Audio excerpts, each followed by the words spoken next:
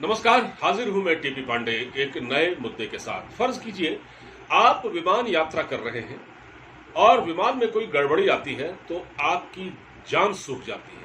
मतलब उस वक्त ये हाल होता है कि क्या किया जाए, क्योंकि विमान अमूमन 25,000 फीट की ऊंचाई पर उड़ता है, 25-30 हजार फीट की ऊंचाई पर होता है। लेकिन यह विमान 25-30 हजार फीट की ऊंचाई पर नहीं था जिसका मैं जिक्र कर रहा हूं। ये लैंडिंग कर रहा था और ये शायद 10,000 फीट की ऊंचाई पर था। हुआ ये कि एक विमान स्पाइस जेट की उड़ान स्पाइस जेट की एक उड़ान 737-800 ये मुंबई से उड़कर कोलकाता आ रही थी। नहीं, पश्चिम बंगाल के दुर्गापुर में इसको आना था। 2 घंटे का रन है, 7:15 बजे इसको वहां लैंड करना था। तो लैंड तो ये किया आसानी से, कोई प्रॉब्लम नहीं है। लेकिन उससे पहले ये विमान टर्बुलेंस में फंस गया। मतलब एक तूफान होता है हवा में, कहीं हवा में जो डिस्टरबेंस होता है या विक्षोभ कहें, उसमें ये फंस गया।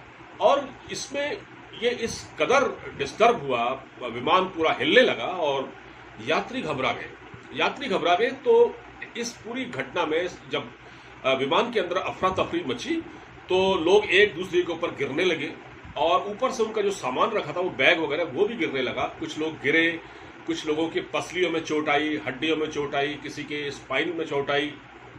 तो कुल 40 यात्री इस दुर्घटना में, इस पूरे मामले में घायल हुए हैं। 40 यात्री, और उसमें से जो 12 यात्री हैं उनकी हालत बहुत सीरियस है, जिनकी रीढ़ की हड्डी वगैरह टूट गई, उनका इलाज चल रहा है। अब सवाल ये उठता है, आप कहेंगे ये मुद्दा मैं लेकर बैठा हूं, तो क्यों बैठा हूं? इसलिए बैठा हूं कि इस तरह का जो लोग विमान में अक्सर सफर करते हैं वो जानते होंगे कि विमान कभी कभी एयर टर्बुलेंस में फंसता है। ये टर्बुलेंस भी 7 प्रकार के होते हैं वैसे। एक होता है एयर टर्बुलेंस, एक होता है मौसम से रिलेटेड, और कुछ और होते हैं। और इसके लिए जो पायलट होते हैं उनको एक विशेष ट्रेनिंग दी जाती है। होता क्या है, जब विमान किसी विक्षोभ में फंसता है, टर्बुलेंस में फंसता है, तो उसके जो विंग्स हैं वो काम करना बंद कर देते हैं या वो पूरी तरह से काम नहीं कर पाते। तो उससे क्या होता है, विमान हिलने डुलने लगता है। और जब जब विमान हिलेगा डुलेगा तो जाहिर है हवा में तो अफरा तफरी मचेगी ना। तो यात्री कुछ समझ नहीं पाते ऐसे में। तो माफ कीजिए, इस घटना को लेकर सवाल उठ रहे हैं कि आखिर ऐसा हुआ क्यों। क्योंकि इसके लिए जो पायलट है उसको पूरी ट्रेनिंग दी जाती है।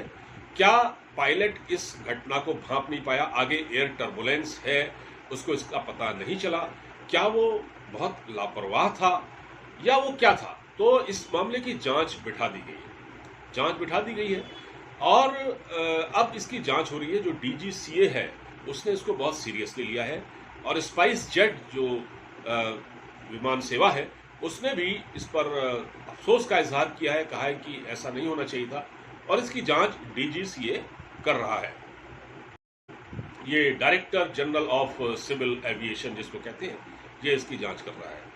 और ये जो घटना है इसको लेकर देखिए, पहले अमूमन जो स्पाइस जेट का रिकॉर्ड है, स्पाइस जेट और खासकर गो एयर, मैं उसका भी नाम लूंगा, ये 2 विमान सेवाएं ऐसी हैं जिनके साथ अक्सर ऐसी घटनाएं होती हैं। देखिए, अगर विमान चालक, अगर पायलट अलर्ट नहीं है या उसको पूर्व सूचना नहीं है कि भाई आगे मौसम खराब है, आप विमान को सावधानी से ले जाएं, या अनाउंसमेंट कराएं प्लेन के अंदर कि भाई यात्री पैनिक में ना आए, यात्री अपनी बेल्ट बांध लें, उसको इस तरह के निर्देश देने चाहिए। जो फ्लाइट अटेंडेंट होते हैं वो ये सब काम करते हैं। मगर होता क्या है कि कई बार यात्री लापरवाही करते हैं, वो सीट बेल्ट नहीं लगाते और फिर वो जब ऐसी स्थिति आती है तो वो पैनिक में आ जाते हैं। इसमें जो एक डीजीसीए ने, बल्कि जो हमारा एविएशन मिनिस्ट्री है उसकी ओर से एक निर्देश है कि अगर किसी यात्री की विमान में मौत हो जाती है तबीयत खराब होने से, या वो घायल हो जाता है किसी वजह से, तो उसको 20 लाख रुपए दिए जाएंगे 20 लाख रुपए देने पड़ेंगे।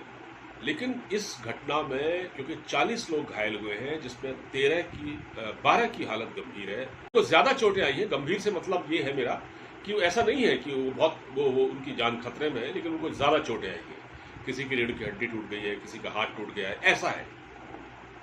तो क्या उनको ये सहायता दी जाएगी? क्या उनको 20-20 लाख रुपए दिए जाएंगे? ये प्रावधान हमारे एविएशन मिनिस्ट्री ने 2019 में किया था। 2019 में उन्होंने कहा था कि अगर ऐसी कोई घटना होती है तो हम इसके हर्जाने के रूप में 20-20 लाख रुपए देंगे। अब सवाल है कि वो 20 लाख रुपए मिलते हैं या नहीं मिलते। बहुत से लोग ऐसे हैं जिनको ये जानकारी नहीं होती, तो उनकी जानकारी के लिए भी ये है कि अगर उनके साथ कभी कोई ऐसी घटना होती है तो वो ये 20 लाख रुपए का क्लेम कर सकते हैं। तो ये बात यह है कि ये विमान सेफ्टी लैंड हो गया, इसमें कोई प्रॉब्लम नहीं आई, लेकिन जिस तरह से इसके ये जो एयर टर्बुलेंस में ये फंसा है, उससे इतना हड़कंप बचा कि बहुत ही मतलब कह सकते हैं आपात स्थिति में इसकी लैंडिंग करानी पड़ी। और आप सोचिए 188 माफ कीजिए 188 यात्री इस विमान में सवार थे, और अगर ये 10,000 फीट की ऊंचाई पर उड़ रहा था, और अगर कोई ज़्यादा इसमें प्रॉब्लम आती या विमान डगमगा जाता और क्रैश हो सकता था, अगर ये क्रैश हो जाता तो आप सोचिए जब विमान क्रैश होता है तो फिर क्या होता है?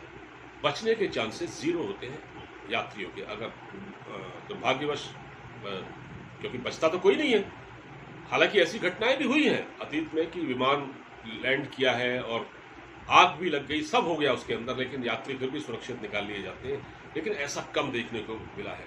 तो हमारी सरकार को, हमारी एविएशन मिनिस्ट्री को इस पर बहुत ध्यान देने की ज़रूरत है, क्योंकि इस तरह की घटनाएं अक्सर होती हैं। कभी कभी क्या होता है, विमान एयर टर्बुलेंस में फंस गया, या विमान जब लैंडिंग के वक्त नीचे आता है तो उसके पहिए नहीं खुलते, उसके गियर काम नहीं करते, ये सारी चीज़ें। इसका मतलब ये होता है कि या तो विमानों की मेंटेनेंस नहीं है और यात्रियों से पूरा चार्ज वसूला जाता है, लेकिन उसके एवज में वो जो सेवाएं होती है वो ऐसी होती हैं, बहुत मतलब पुअर जिसको कह सकते हैं, ऐसा होता है, पुअर सेवाएं देते हैं, काफ़ी बेकार सेवाएं उनकी होती हैं।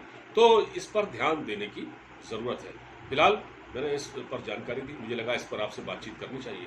इस वीडियो को देखिएगा और इसको शेयर कीजिएगा, चैनल को सब्सक्राइब अवश्य कीजिएगा। नमस्कार।